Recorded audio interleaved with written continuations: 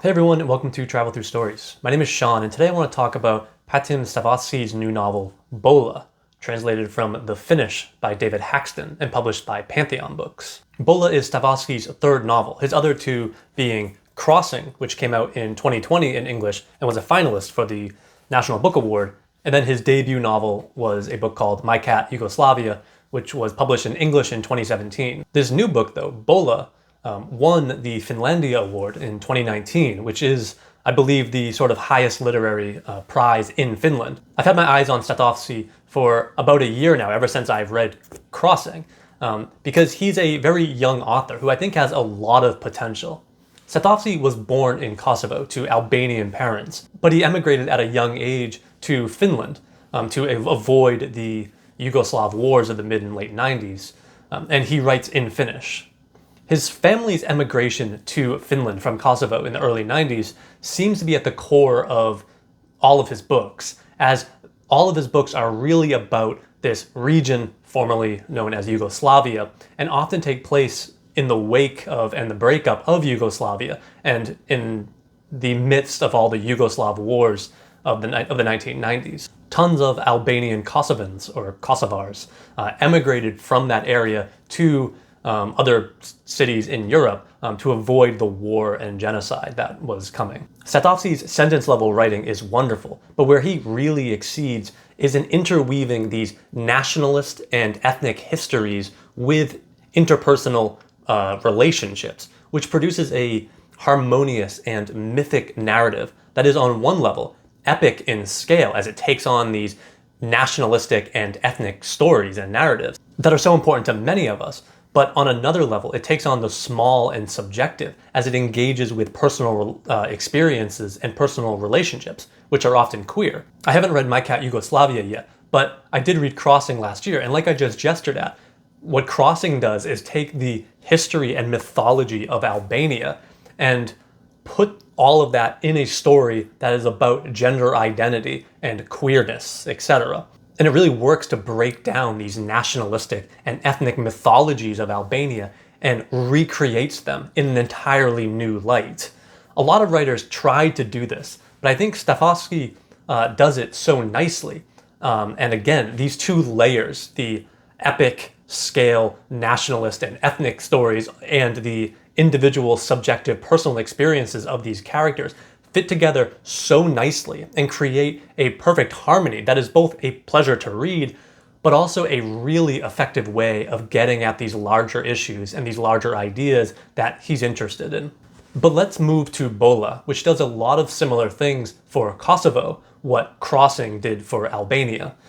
Bolla has three separate narrative strands that were introduced to really early on, and we follow these three narrative strands throughout the whole book.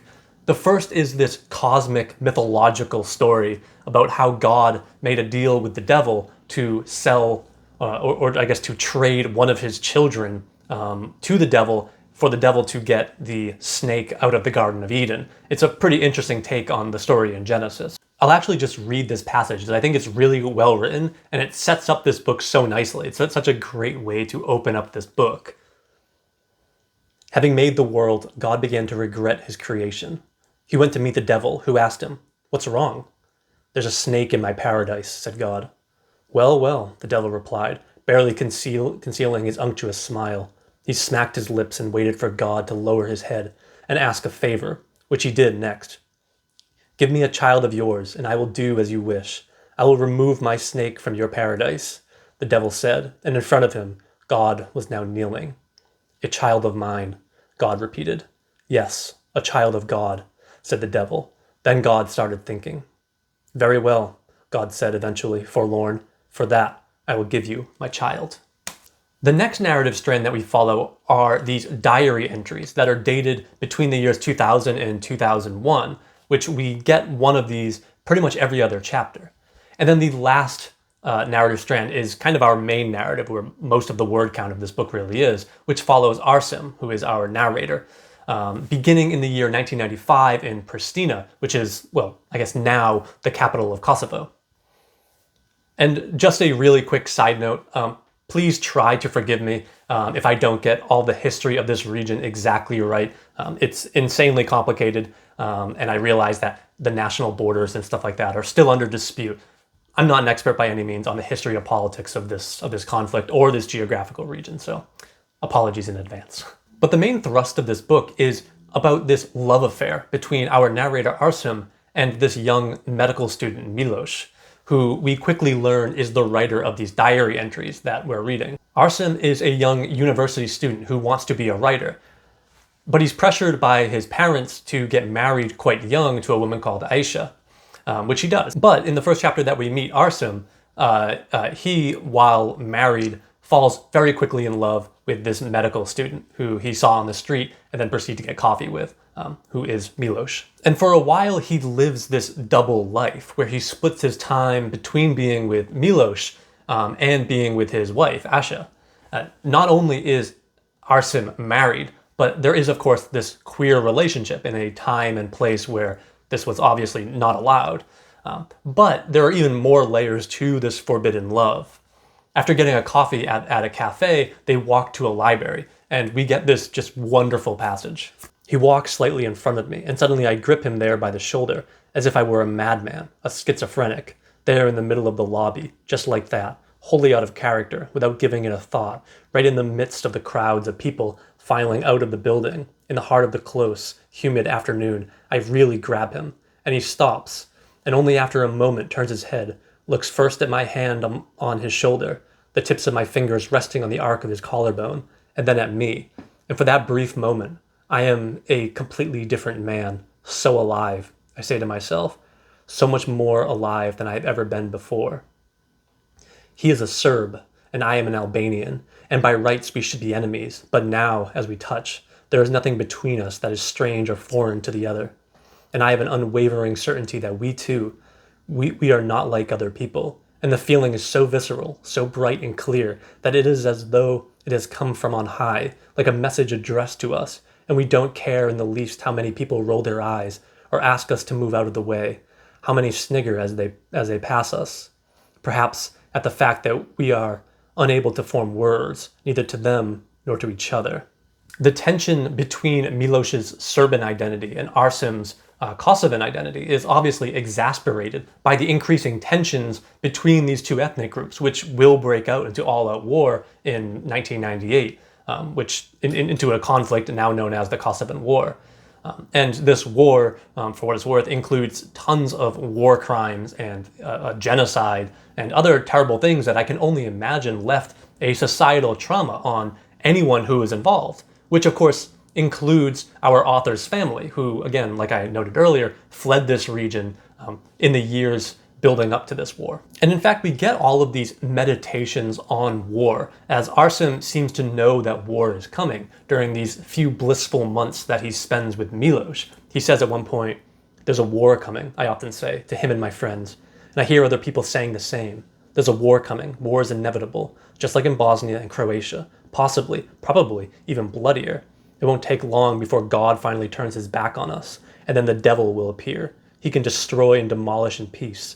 He'll thrive on violence that nobody can remember a time living without.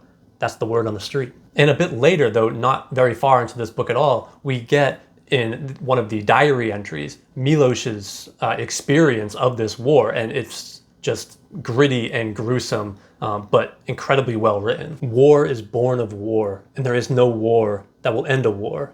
And the disgust the boy caused was war's finger, a fist shoved down the throat. Choose your side and remember that the enemy is not human. The enemy doesn't have a face, a family. The enemy is nobody's child, nobody's parent. The enemy doesn't have a sister or a brother, and the enemy doesn't feel pity, and neither should you.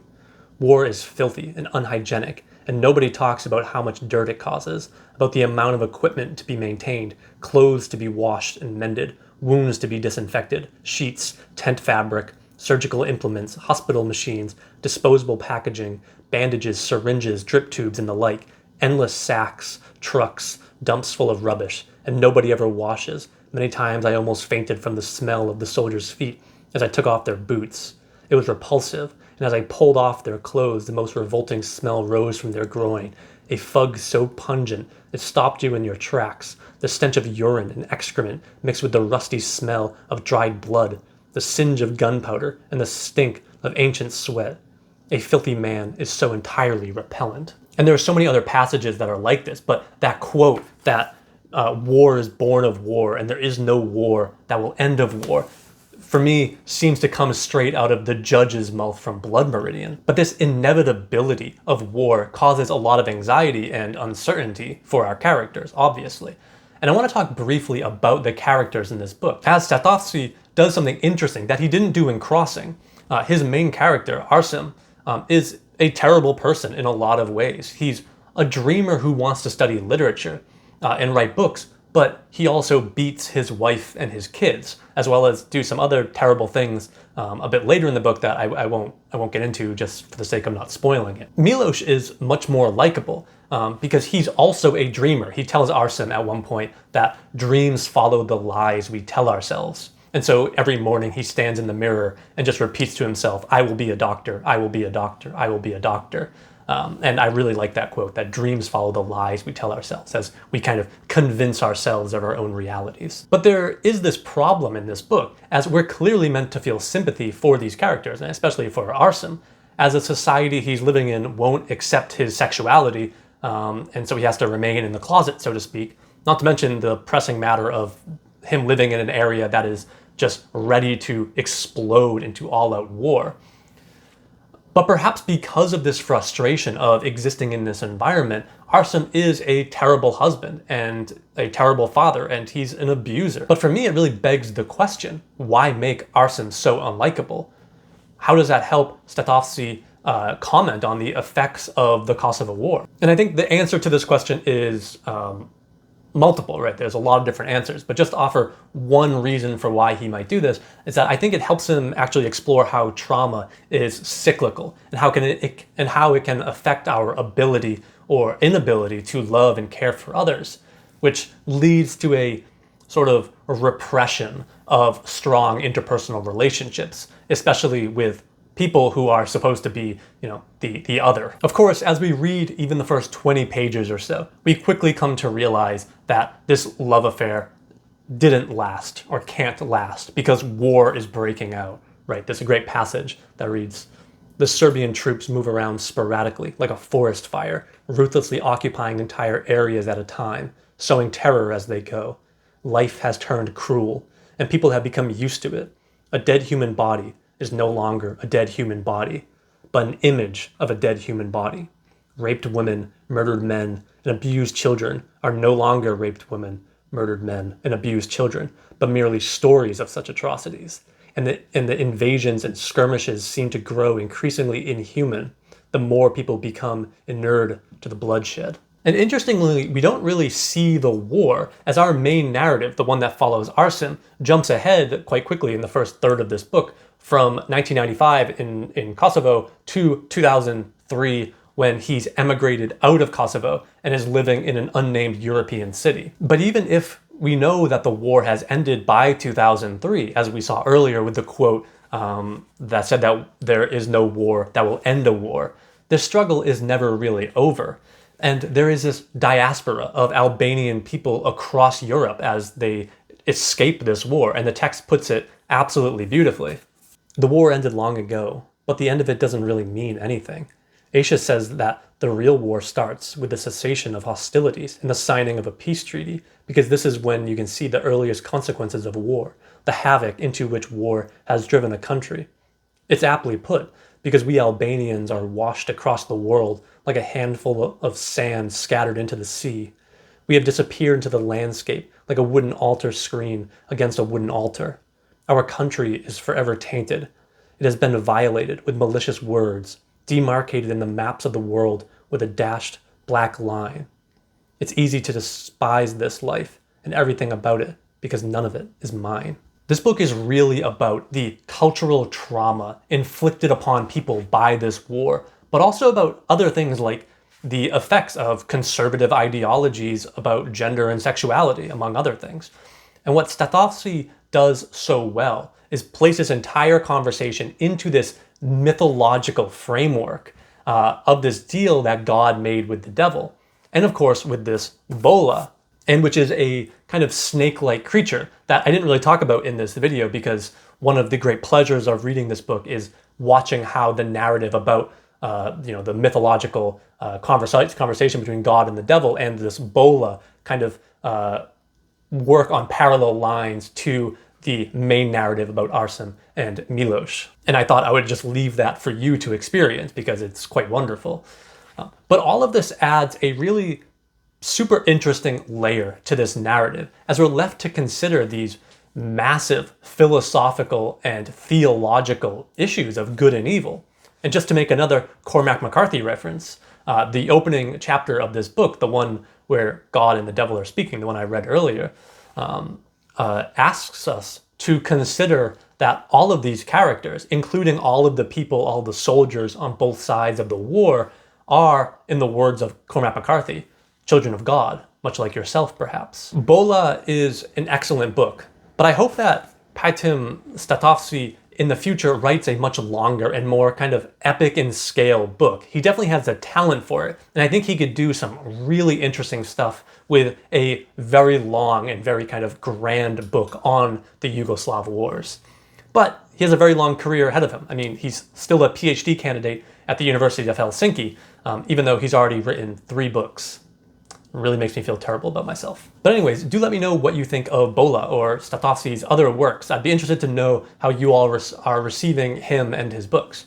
But for now, thanks for watching.